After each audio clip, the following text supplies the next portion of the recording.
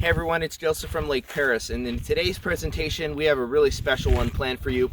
We're going to be looking at the Hispanic colonization of the Perris Valley and the greater Inland Empire region. So in particular, we're going to answer the question, and we're going to look at the causes behind how this society, these two societies, the Spanish and the Mexican colonization of this state, ultimately was one of the main causes of the modernization of the land that we now know as the state of California. So along the way, we're going to spend a lot of focus on the Anza Expedition, which is directly related to our park, as the Anza Expedition is a experience that happened right here on the very ground of Lake Perris State Recreation Area. But we're also going to look at the mission history and how it relates to our park. We're going to look at the Ranchero history, and we're even going to have some fun looking at some machetes, some swords, and some Bullwhip. So it's going to be a lot of fun, guys. So I encourage you guys to stick all the way to the end. And as we answer these questions about Spanish and Mexican colonization and how it affected the state of California that we know today. In an effort to provide historical context for people today, the National Park Service and other local agencies working with the National Park Service have teamed up to make the Juan Bautista de Anza National Historic Trail. And basically you can think of it as a floating national park that connects many different stops from its location that begins in Arizona to all the way where it ends up in Northern California at John Muir National Historic Site.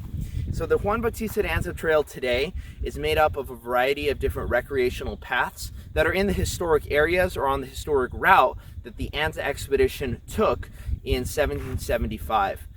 So it's really a great idea, and it's really awesome to come to those actual locations where the Anza Expedition traveled to kind of put yourself in the mindset of what the land looked like and what they would have been seeing.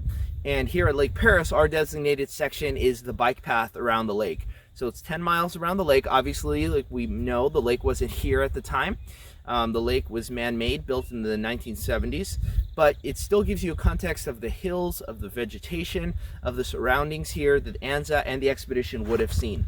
So when you're on the bike path, you may be seeing some of these signs which were put up by a local Boy Scout troop, and these are here to remind us all that we are on that virtual or that floating national park, the Juan Bautista de Anza National Historic Trail. So we're going to talk a little bit about why Juan Bautista de Anza led this group of people 200 miles, what some of their motivations were for making this trek, and then also the time frame that we're looking at. So let's start right there. As far as the time frame, we are looking just after Junipero Serra. Father Junipero Serra founded the first Franciscan Spanish mission in the city of what we call today San Diego, and that was in 1769. Now, many of us are familiar with the story of the missions being established, the 21 major missions from San Diego all the way up to what we call today Sonoma. And these missions were established in order to establish Spanish dominance on the California coastline. Now, a lot of people don't know, but the Russian Empire, all the way on the other side of the world, had recently finished conquering the land of Siberia, right? And so in a global context, after conquering Siberia, the Russians then took Alaska, some parts of coastal Alaska, and then began moving down the coast. And they would be trading up and down the California coast, mainly for sea otter pelts and for other goods, taking all that back to Europe. And the Spanish, another large empire at the time, felt very concerned over this, very overwhelmed. And so they decided that they would establish a mission system in this rural outpost of California. Now, they had known about California for a very long time, but really there wasn't much going on here in terms of colonization. For the Spanish, there wasn't a huge motivation like there was in Mexico. But that all changed when the Russians started moving down. They wanted to make sure they established their dominance. And also the English were starting to move in to the Oregon, Washington area, and the Spanish just wanted to make sure, hey, this is our land. We want to make sure no one takes it. Spain's method of colonization was in a part a little bit different than other countries at the time. They liked to establish a Spanish center, a Spanish society in their colonies. They weren't just trading outposts. They wanted an actual representation of the Spanish culture and Spanish society. And so one of the things they did, and obviously this was one of the motivations for the missions, is to establish missions along the coast in order to convert the native peoples to Christianity and to turn them into full Spanish citizens, and then basically establish their Spanish society and culture over this area. Now, that was only part of the story. The Spanish also wanted to make sure there was a chunk of their population that was already fully Spanish that these new converts could associate with and around. Now, having a group of Spanish citizens who are already familiar in Spanish culture, customs, society, would also help facilitate the building of Spanish roads, houses, buildings, and infrastructure around where they were going to be established. This was precisely the motivation of Juan Bautista de Anza's mission. Now, Juan's father desperately wanted to be an explorer, but he never had the opportunity quite to do what his son would later do. His son first came out about a year and a half before the Great Expedition to survey the land of California, and he was given a mandate. And the mandate was from the Viceroy of New Spain, or today Mexico, and it was to find a land route where you could take a group of people, a small town, through the desert, through the mountains, all the way up to the city of Yerba Buena, which today we call San Francisco. And this was his mission, to find this route in order to bring these people and establish the first official Spanish colony in California. And this would pave the way to more Spanish colonization up and down the coast. So Anza, with the help of his Native American guide, Sebastian Terribal, was able to forge relationships with the local Native American tribes along his route and establish this route. Now, the next question would be, who would come on this trip? And that was one of the hardest things that Anza needed. So first, he needed to establish a group of men and their families who were young and healthy to make such a perilous journey, but who also could be incentivized by something. And so the Spanish government in New Spain, aka Mexico today, gave the settlers, those who would follow Anza, monetary and financial incentives. They gave them livestock, herds of cattle, promised land if they would go with Anza. Now remember, these are very poor people. These are people who didn't have much to begin with. They're living in the city of Culiacan, Mexico. Now, Culiacan, Mexico in 1775 was a dry, dusty city in the desert areas of central Mexico on the coast of the Pacific. Now, very, very desolate, far away from Mexico City, far away from any major trading ports, dry area, like we said, not a lot of growth opportunities. And so when Juan comes in there and he tells these people, I will promise you land, you will be in a beautiful land of sunshine, of California, right? Golden California. He had been here, he knew how wonderful it was. These people took him up on the offer. Now, it was a 2,000-mile journey, and this is from Culiacan, Mexico, up through the Sonoran Desert, and all the way to what we call Tucson, Arizona, and then basically they went up from Tucson near to Phoenix is today, and followed the 10 freeway, right? We like to call that road, or the Copa Maricopa Trail, all the way down into the Colorado River area. They would cross the Colorado River area, which was actually a feat in and of itself that's amazing. I highly encourage you to find out more about how they crossed the Colorado River. And then after that, they went through the Anza Borrego Desert, and then they hit a snowstorm in the San Jacinto Mountains. And they came up through the city today, or the town of Anza in Riverside County, came down Bautista Canyon, which is near Hemet, and then they came over the Bernasconi Pass. And let's go over to the Bernasconi Pass now, and I was there a couple days ago, and we'll talk a little bit about that Bernasconi Pass experience and what it meant. I'm standing at the Bernasconi Pass right now, and so take a look around. It doesn't look like much, but this is actually one of the most historic places in our county, certainly one of the most here at the park. This is a location where in late December of 1775, Juan Bautista de Anza traveled with over 200 people, including over 1,000 heads of cattle and livestock, from Culiacan, Mexico, all the way to Monterey. And on that winter evening here in December, he crossed right through this pass. His diary describes it that they were coming out of the San Jacinto Mountains, and they were coming down into what's now known as the Nuevo Valley, San Jacinto River, and they saw so many waterfowl, so many geese and ducks. They said that the entire valley looked like it was covered with white specks, right? Which we know were the waterfowl. It was very green, very lush. Then we know that they came over this pass right here at Bernasconi, down into the Perris Valley. And remember, then there was no lake. There was no lake here. It was just a valley. So where Lake Perris is now, they walked right through and then followed on straight to Riverside and eventually met up what we now call the 10 freeway. That route right there to Mission San Gabriel and along the coast, similar to Highway 101, all the way to establish the city of Yerba Buena, which today we call San Francisco.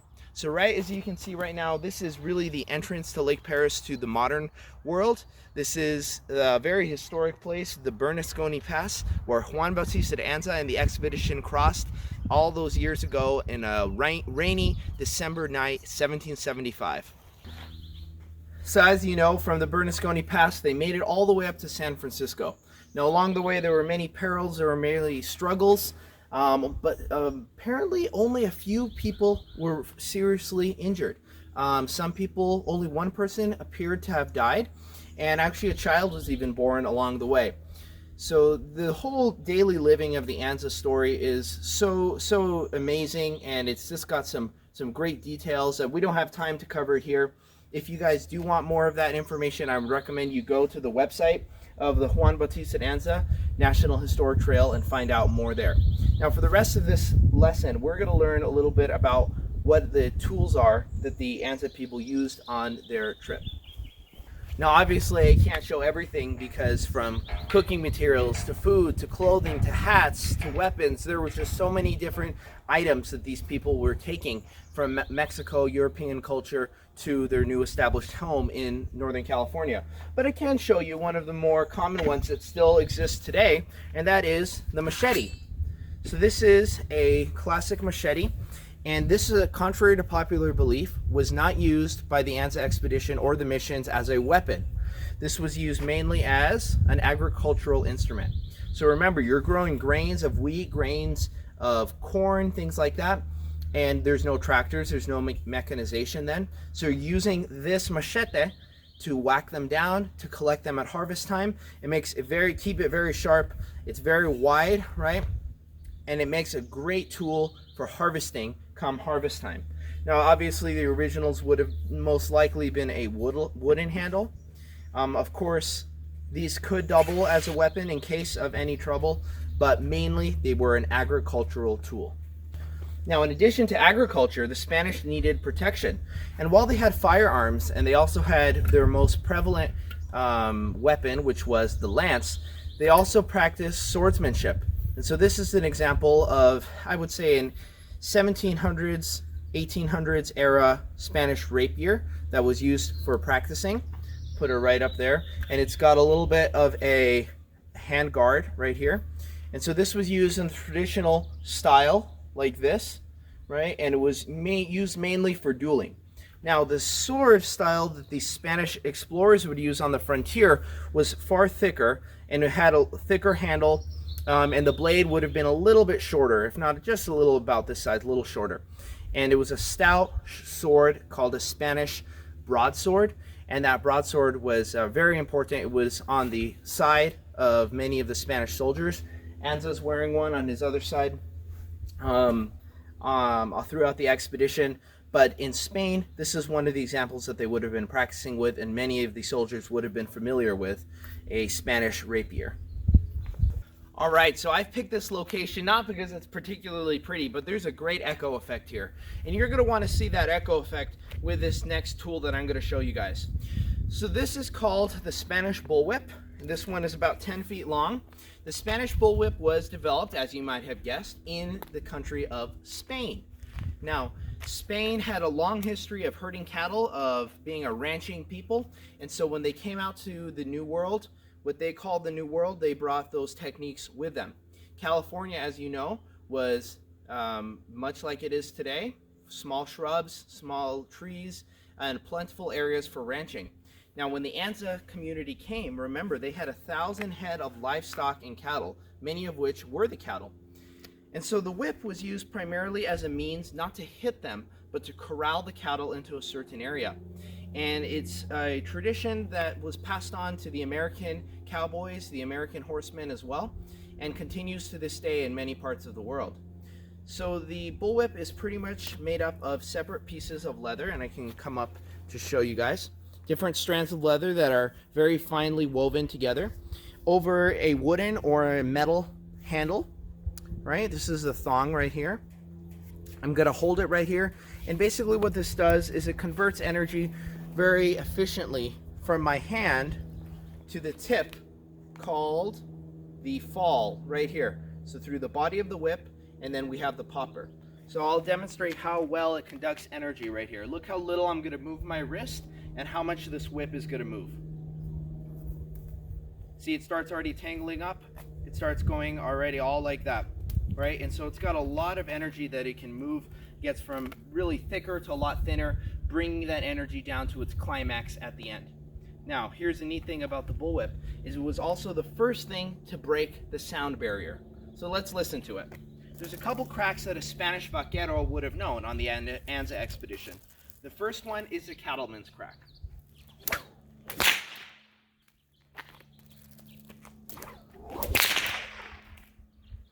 And as you can see, it's just a simple up and down, and you bring it back a little bit and you get that pop.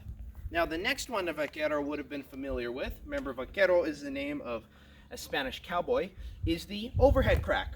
So the overhead crack is also the loudest crack. It's the same motion as the cattleman's crack, except over my head. So watch this one.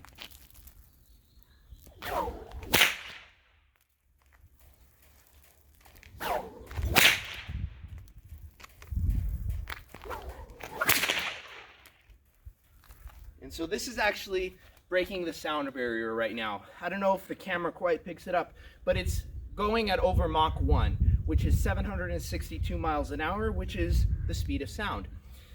And basically what happens is this fall moves so quickly that the reaction time for our ears to pick it up is actually delayed. And because it's moving so fast, we're seeing it before it actually happens, and it's going quicker than the speed of sound. It's really quite remarkable.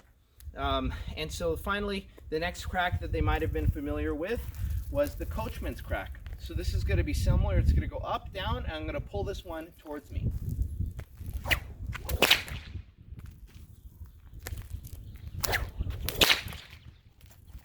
Right, and that is the coachman's crack. Now, all of these cracks were mastered by the vaqueros. This whip, again, like I said, was never used to harm the animal. Why? Well, you got a whip moving at 762 miles an hour. You do not want to harm your cattle with that whip. Remember, cattle are a prized commodity. The cattle represent the hide and tallow industry. You damage your hide, you're going to damage the leather that you're going to sell to other people in your colony, to other people across the world in your global network of trade. So you're not going to want to do that. And of course, if you hit it too much, it's going to get sick, and you don't want the animal to get sick, because you're going to use that tallow, the fat from the animal, to help burn candles, to use as an energy source. So this whip is used to scare the cattle, I like to say, to corral them in a certain area. So you'd imagine them up and down the hills grazing in a free range cattle. And we've got California grizzly bears here. Remember, at the time we got mountain lions, we got coyotes. At the end of the day, the vaqueros go on horseback. They get these whips, they get those cattle into line directly where they need.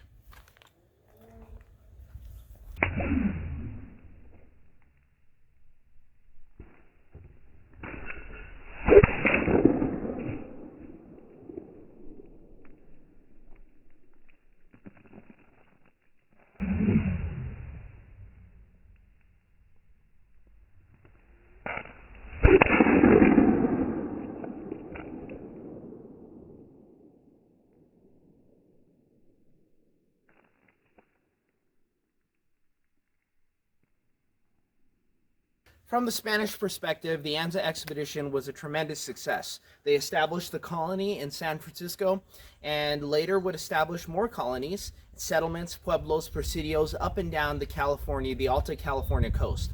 Now remember, Alta California is the name of what we call California today.